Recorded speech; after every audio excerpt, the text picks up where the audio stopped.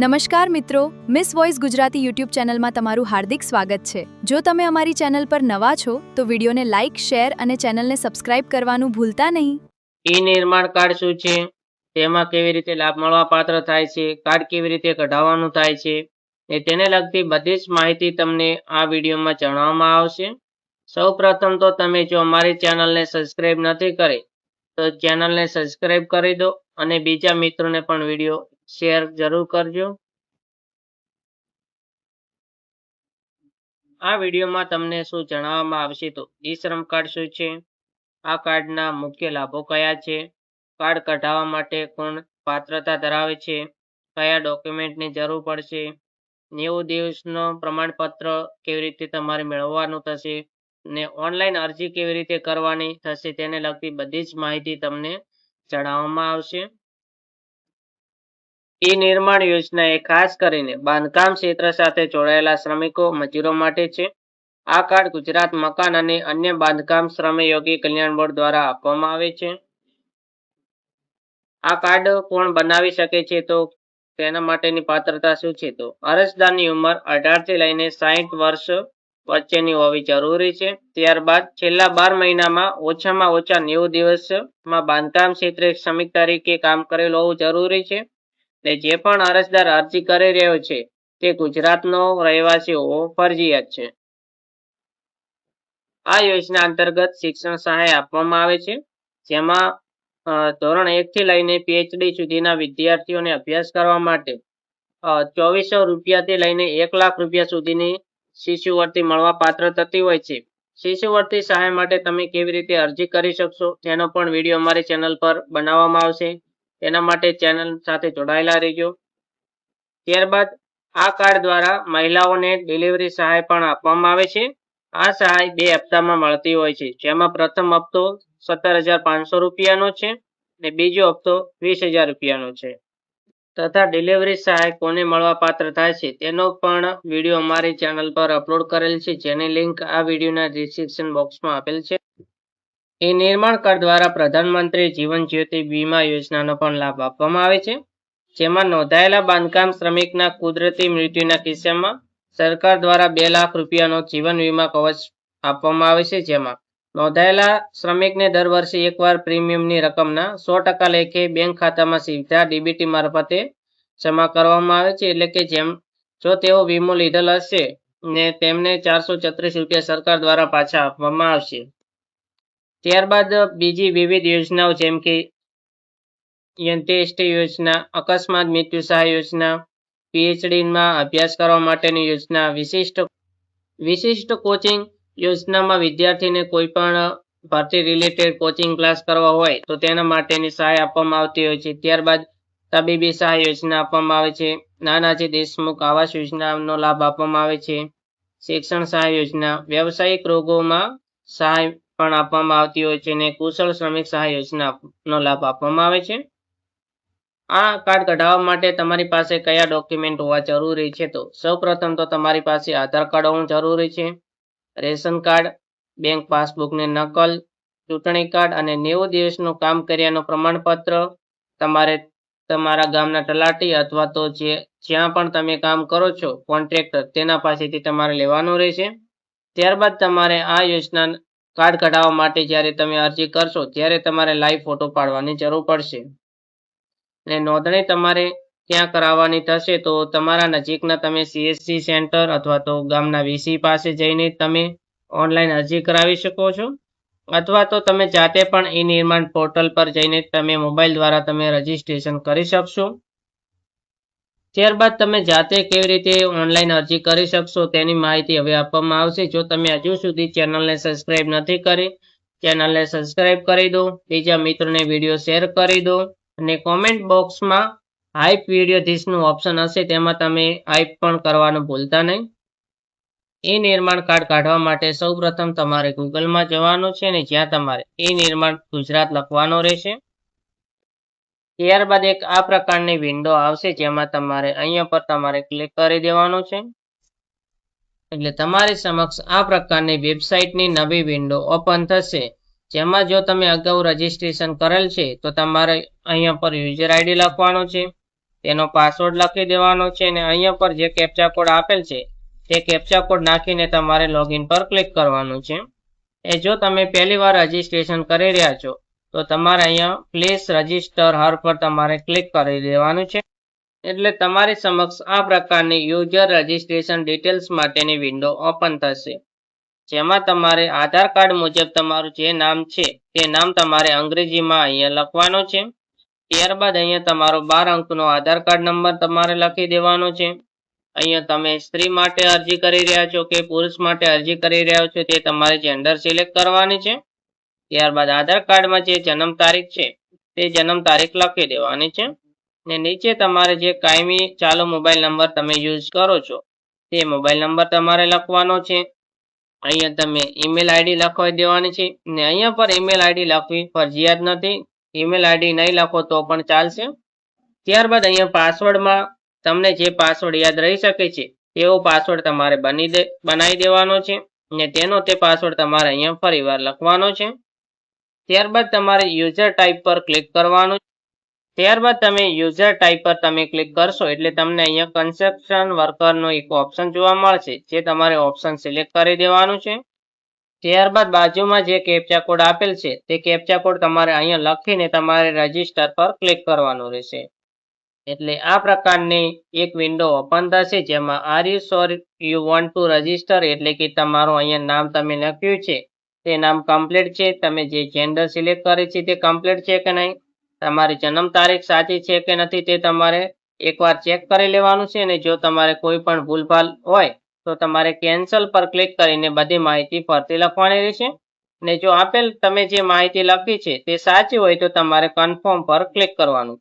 Confirm પર તમે click કરશો એટલે રજીસ્ટ્રેશન સક્સેસફુલ આવશે. યોર યુઝર આઈડી નંબર અહીંયા આવી જશે, તમારું જે પણ યુઝર આઈડી છે તે અહીંયા આવી જશે. તેનો તમારે સ્ક્રીનશોટ પાડી દેવાનો છે અથવા તો કોઈ પણ કાગળમાં લખી દેવાનો છે ને અથવા કોપી કરી લેવાનો છે. ત્યારબાદ તમારે ઓકે પર ક્લિક કરવાનું છે ને ફરીવાર તમારી સમક્ષ આ પ્રકારની વિન્ડો ઓપન થશે, જેમાં જે તમને યુઝર આઈડી મળ્યો છે તે યુઝર આઈડી નંબર તમારે અહીંયા લખવાનો છે. તમે જે પાસવર્ડ બનાવ્યો છે તે પાસવર્ડ તમારે અહીંયા લખી દેવાનો છે ને બાજુમાં જે કેપ્ચા કોડ આપેલ છે તે કેપ્ચા કોડ તમારે અહીંયા પર લખવાનો છે ને તમારે લોગિન પર ક્લિક કરવાનું રહેશે. ત્યારબાદ એક આ પ્રકારની નવી વિન્ડો ઓપન થશે, જેમાં સૌપ્રથમ તો અરજદારની વિગતો બતાવશે, જેમાં અહીંયા તમારું નામ લખેલ હશે અંગ્રેજીમાં આધાર કાર્ડ મુજબ ને અહીંયા પર તમારે ગુજરાતીમાં તમારું નામ લખી દેવાનું છે. નીચે અંગ્રેજીમાં તમારા પિતા અથવા તો પતિનું નામ લખવાનું છે. અહીંયા પર તમારે તેનું તે નામ ગુજરાતીમાં લખવાનું છે. ત્યારબાદ નીચે જશો એટલે તમારે અહીંયા તમારી જાતિ સિલેક્ટ કરવાની આવે છે. એસસી, એસટી, ઓબીસી, જનરલ જે પણ જાતિ તમારે લાગુ પડે છે તે જાતિ તમારે સિલેક્ટ કરી દેવાની છે. ત્યારબાદ અહીંયા તમારી ઈમેલ આઈડી મોબાઈલ નંબર લખેલ આવશે, તમારે તેમાં કંઈ કરવાનું રહેશે નહીં. નીચે જશો એટલે અરજદારના હાલના સરનામું લખવાનું આવે છે, જેમાં અહીંયા ઓલરેડી ગુજરાત લખેલ આવશે.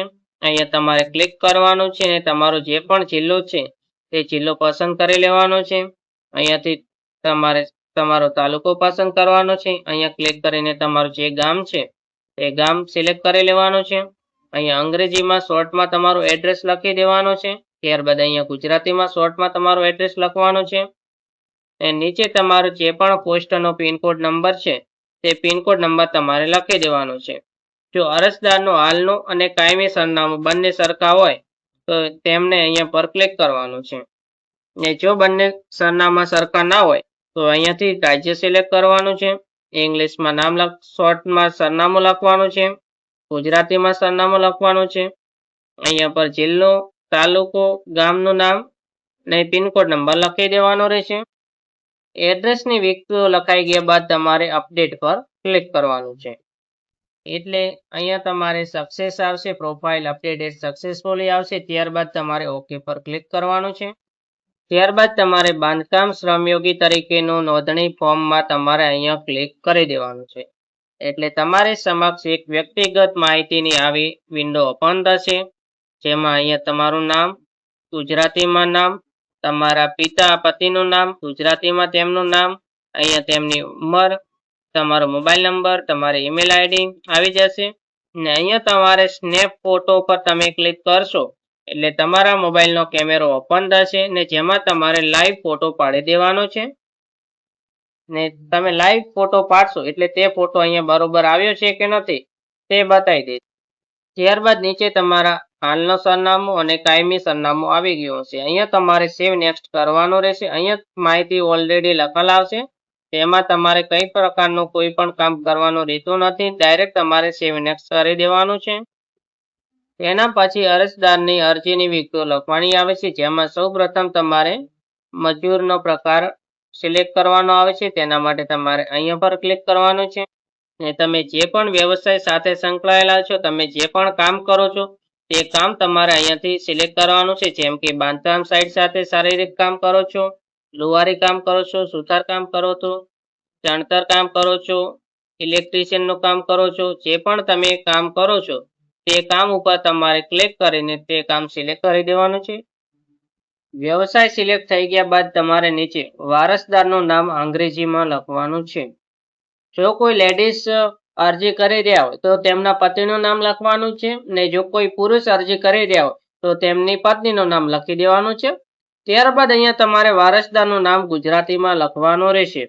એ નીચે તમારે વારસદાર સાથેનો સંબંધમાં તમારે ક્લિક કરવાનું છે. ત્યારબાદ અહીંયાથી તમારે જે પણ વારસદાર સાથેનો સંબંધ લાગુ પડે છે તે સંબંધ તમારે અહીંયાથી પસંદ કરી લેવાનો રહેશે. ત્યારબાદ નીચે તમે સ્થળાંતરિત છો કે નથી તે તમારે સિલેક્ટ કરવાનું છે. ત્યારબાદ નીચે તમારા અભ્યાસની વિગત તમારે લખવાની આવે છે, જેમાં તમારે અહીંયા ક્લિક કરશો એટલે આ પ્રકારનો વિન્ડો ઓપન થશે, જેમાં તમે અભણ છો, ધોરણ 10 સુધી અભ્યાસ કર્યો છો, ધોરણ 10 પાસ છો, ધોરણ 12 પાસ છો, ડિપ્લોમા કરેલ છે, અંડર ગ્રેજ્યુએટ છો કે ગ્રેજ્યુએટ છો કે અન્ય અભ્યાસ કર્યો છે તે તમારે સિલેક્ટ કરવાનું છે. ત્યારબાદ અહીંયા તમારી વાર્ષિક આવક કેટલી છે તે તમારી આવક લખી દેવાની છે ને જો તમારી પાસે શ્રમયોગીની લાલ ચોપડી હોય તો તમારે હા કરી દેવાનું છે ને જો તમારી પાસે ચોપડી નથી તો તમારે ના જ સિલેક્ટ રાખવાનું છે. ત્યારબાદ નીચે દસ્તાવેજની વિગતો લખવાની આવે છે, જેમાં સૌપ્રથમ તો જો તમારી પાસે ઈ શ્રમ કાર્ડ હોય તો તમારે અહીંયા આ પર ક્લિક કરવાનું છે ને ઈ શ્રમ કાર્ડનો નંબર લખી દેવાનો છે ને જો તમારી પાસે ઈ શ્રમ કાર્ડ નથી તો તમારે ના જ સિલેક્ટ રહેવા દેવાનું છે. ત્યારબાદ તમારી પાસે જો બીપીએલ રેશન કાર્ડ હોય તો તમારે બીપીએલ રેશન કાર્ડનો નંબર અહીંયા પર લખવાનો છે ને જો બીપીએલ રેશન કાર્ડ નથી ને એપીએલ રેશન કાર્ડ છે તો તમારે અહીંયા તમારો એપીએલ રેશન કાર્ડ નંબર લખી દેવાનો છે ને અહીંયા રાજ્યમાં તમારે ગુજરાત સિલેક્ટ કરી લેવાનું છે. ત્યારબાદ અહીંયા તમારો ચૂંટણી કાર્ડ નંબર લખી દેવાનો છે ને જો તમારી પાસે મનરેગાનો જોબ કાર્ડ હોય તો તમારે તેનો નંબર લખી દેવાનો છે ને નીચે તમારે બેંકની વિગતો લખવાની આવે છે, જેમાં સૌપ્રથમ તમારે બેંકનું નામ લખી દેવાનું છે, કઈ બેંકમાં તમારે એકાઉન્ટ છે તે લખવાનું છે. ત્યારબાદ તમારે બેંકની શાખાનું નામ લખવાનું આવે છે ને નીચે તમારે જે તે બેંકનો તમારે આઈએફસી કોડ લખી દેવાનો છે ને અહીંયા એકાઉન્ટ નંબર તમારે લખી દેવાનો છે. એકાઉન્ટ નંબર એકવાર ચોકસાઈથી લખવાનો છે ને ફરીવાર તમારે ચેક કરી લેવાનું છે કે કોઈ પણ પ્રકારની ભૂલ છે કે નથી. ત્યારબાદ નીચે તમારા કુટુંબના સભ્યોની વિગત લખવાની આવે છે, જેમાં તમારા રેશન કાર્ડમાં જેટલા પણ સભ્યો હોય તેમની તમારી વિગત લખવાની આવે છે. સૌપ્રથમ તમારે એડ પર ક્લિક કરશો એટલે આ પ્રકારની નીચે બોક્સ ઓપન થશે, જેમાં તમારા કુટુંબના સભ્યનું પહેલું નામ લખવાનું છે. ત્યારબાદ તેમની સાથે તમારો સંબંધ શું લાગે છે તે સંબંધ લખવાનો છે, તેમની જન્મ તારીખ લખી દેવાની છે, તેમનો આધાર કાર્ડ નંબર લખી દેવાનો છે ને તેમણે કેટલો અભ્યાસ કર્યો છે તે અહીંયાથી સિલેક્ટ કરવાનું છે ને હાલ તેઓ કયો વ્યવસાય કરે છે તે પણ તમારે લખી દેવાનું છે ને ત્યારબાદ સભ્યોની વિગતો લખાઈ ગયા બાદ તમારે સેવ એન્ડ નેક્સ્ટ પર ક્લિક કરવાનું છે. ત્યારબાદ તમારા અનુભવની વિગતો તમારે લખવાની આવે છે, જેમાં તમારે 90 દિવસનો કામકાજના અનુભવની જરૂર હોય છે. ઓછામાં ઓછા તમારે 90 દિવસ લખવાના આવશે. અહીંયા તમે ક્લિક કરશો એટલે 90 દિવસ, 1 વર્ષ, 2 વર્ષ, તમે જેટલા પણ વર્ષનો તમારી પાસે અનુભવ છે, કામ તમે કર્યું છે તે તમારે સિલેક્ટ કરવાનું છે. ત્યારબાદ અહીંયા નીચે તમારા ગામનું નામ, તમારો તાલુકો, તમારો જિલ્લો આવી જશે ને તમે જે પણ વ્યવસાય સાથે સંકળાયેલા છો તે વ્યવસાયનું નામ અહીંયા આવી જશે ને તમે કઈ જગ્યાએ 90 દિવસમાં કામ કર્યું છે તે વિગતો તમારે લખવાની આવે છે, જેમાં તમારે સૌપ્રથમ તો અહીંયા એડ પર તમારે ક્લિક કરવાનું છે. એડ પર ક્લિક કરશો એટલે આ પ્રકારનો એક બોક્સ ઓપન થશે, જેમાં તમે જે તે સ્થળે કામ કરેલ તે સાઇટનું નામ. તમે જે જગ્યાએ કામ કર્યું હોય તે જગ્યાનું તમારે અહીંયા નામ લખવાનું છે. ત્યારબાદ તમારે કામના સ્થળનું સરનામું લખી દેવાનું છે. કેટલા દિવસ સુધી તમે કામ કર્યું છે તે તમારે દિવસનો સમયગાળો લખવાનો છે. ત્યારબાદ તમે ત્યાં કયું કામ કરતા હતા તે તમારે લખવાનું છે. ને નીચે જશો એટલે ઓટીપી વેરીફાઈનો એક ઓપ્શન આવે છે. અહીંયા પર તમારો મોબાઈલ નંબર લખેલ આવશે. મોબાઈલ નંબર ઓકે છે કે નથી તે ચેક કરી લેવું. ત્યારબાદ તમારે સેન્ડ ઓટીપી પર ક્લિક કરવાનું રહેશે. સેન્ડ ઓટીપી પર તમે ક્લિક કરશો એટલે તમારા મોબાઈલ નંબર પર ઓટીપી સફળતાપૂર્વક મોકલવામાં આવેલ છે તેવું લખેલા આવશે. ત્યારબાદ તમારે વેરીફાઈ વિથ ઓટીપી પર તમારે ક્લિક કરવાનું છે. એટલે આ પ્રકારની વિન્ડો ઓપન થશે. જેમાં તમારે અહીંયા તમારો જે ઓટીપી આવ્યો છે તે ઓટીપી લખી દેવાનો છે. ત્યારબાદ તમારે વેરીફાઈ ઓટીપી પર ક્લિક કરવાનું છે. ઓટીપી સક્સેસફુલ વેરીફાઈડ થઈ ગયા બાદ તમારે સેવ એન્ડ નેક્સ્ટ પર ક્લિક કરવાનું છે. એટલે તમારી સમક્ષ દસ્તાવેજ અપલોડ કરવા માટેની વિગતો આવશે. જેમાં અરજદારે ફક્ત તેમનું આધાર કાર્ડ અહીંયા અપલોડ કરવાનું છે. જેના માટે અહીંયા ચૂઝ ફાઇલ પર ક્લિક કરવાનું છે. તમારું આધાર કાર્ડ પસંદ કરવાનું છે એટલે તમારું આધાર કાર્ડ અપલોડ થઈ જશે. ત્યારબાદ તમારે સેવ નેક્સ્ટ પર ક્લિક કરવાનું રહેશે. સેવ નેક્સ્ટ પર ક્લિક કરશો એટલે બાંધકામ શ્રમયોગીનો આવક તેમજ વ્યવસાયનું પ્રમાણપત્ર આવશે. જેમાં અહીંયા તમારું નામ લખેલ આવી જશે. તમે જે પણ વ્યવસાય કરો છો તેનું નામ આવી જશે. અહીંયા તમારી આવક મર્યાદા આવી જશે. ત્યારબાદ નીચે તમે 90 દિવસનું પ્રમાણપત્ર આવી જશે. અહીંયા ગામનું નામ, તાલુકો, તે બધી જ માહિતી આવી ગયેલા છે. ત્યારબાદ અહીંયા જે બોક્સ આપેલ છે તે બોક્સ પર તમારે ક્લિક કરી દેવાનું છે અને તમારે સેવ નેક્સ્ટ પર ક્લિક કરવાનું રહેશે. એટલે તમારી સમક્ષ આ પ્રકારની એક વિન્ડો આવી જશે. જેમાં થેન્ક યુ, ત્યારબાદ તમારો જે પણ રેફરન્સ નંબર છે તે રેફરન્સ નંબર, તમારું નામ આવી જશે. નીચે તમારે અરજી નંબર આવી જશે જે તમારે નોંધી લેવાનો છે. ત્યારબાદ તમારે અરજીની પ્રિન્ટ પર તમારે ક્લિક કરવાનું છે. ત્યારબાદ તમારી સમક્ષ એક આ પ્રકારની વિન્ડો ઓપન થશે. જેમાં અરજદારની વિગતોમાં સૌપ્રથમ જો તમારે અરજી ફોર્મ અંગ્રેજીમાં ડાઉનલોડ કરવું હોય તો તમારે અહીંયા ક્લિક કરવાનું છે. ને ગુજરાતીમાં ફોર્મ ડાઉનલોડ કરવા માટે તમારે અહીંયા ક્લિક કરશો એટલે તમારું જે પણ અરજી ફોર્મ છે તે ડાઉનલોડ થઈ જશે. ને જો અરજી કર્યાની તમારે પ્રિન્ટ પાવતી જોતી હોય તો તમારે અહીંયા ક્લિક કરવાનું છે. ત્યારબાદ અરજદારનું નામ, તમારો અરજી નંબર, જિલ્લો, તાલુકો, તમારી જાતિ કઈ છે, મોબાઈલ નંબર કયો છે અને અરજીની સ્થિતિ. અહીંયા તમે અરજીની સ્થિતિ, અરજી મંજૂર થયેલ છે, અરજી પડતરમાં છે, તે તમામ તમારે વસ્તુ અહીંયા કાર્યસ્થિતિમાં તમારે ચેક કરવાની રહેશે. ને આ ફોર્મની પ્રિન્ટ લઈ ગયા બાદ તમારે જે પણ જિલ્લાની શ્રમયોગીની ઓફિસ છે ત્યાં તમારે આ ફોર્મ તથા મજૂરીનો દાખલો લઈને તમારે જમા કરાવી દેવાનું છે. જો તમારી અરજી માન્ય હશે તો 15 થી લઈને 20 દિવસમાં તમારું અરજી ફોર્મ મંજૂર થઈ જશે. ત્યારબાદ તમે આ કાર્ડના જેટલા પણ લાભો છે તે લાભો મળવા પાત્ર તમને થશે. જો આપેલ માહિતી તમને ઉપયોગી થઈ હોય તો તમારે વિડીયોના કોમેન્ટ બોક્સમાં જવાનું છે. જ્યાં હાઈપ ધીસ વિડીયોનો એક ઓપ્શન આવશે તેમાં તમારે હાઈપ પર ક્લિક કરવાનું છે ને અહીંયા જેટલા પણ પોઈન્ટ હાઈપ આવેલ છે તે તમારે પોઈન્ટ હાઈપ કરી દેજો. ગુજરાત સરકારની ભરતી તથા યોજનાઓ, કેન્દ્ર સરકારની ભરતી તથા યોજનાઓ ને ખેતીવાડીને લગતી યોજનાઓ ને વિવિધ અપડેટ માટે અમારી ચેનલ MS વોઇસ ગુજરાતીને સબસ્ક્રાઇબ કરો. તેની બેલ આઇકોન ઓન કરો જેથી જ્યારે પણ અમારી ચેનલ પર તમને ઉપયોગી વિડીયો અપલોડ થાય તો તમને સરળતાથી મળી શકે. જો આપેલ માહિતી સારી લાગી હોય તો બીજા મિત્રોને પણ વિડીયો શેર કરજો જેથી તેઓ પણ આ યોજનાનો લાભ મેળવી શકે. વિડીયો દેખવા બદલ આભાર.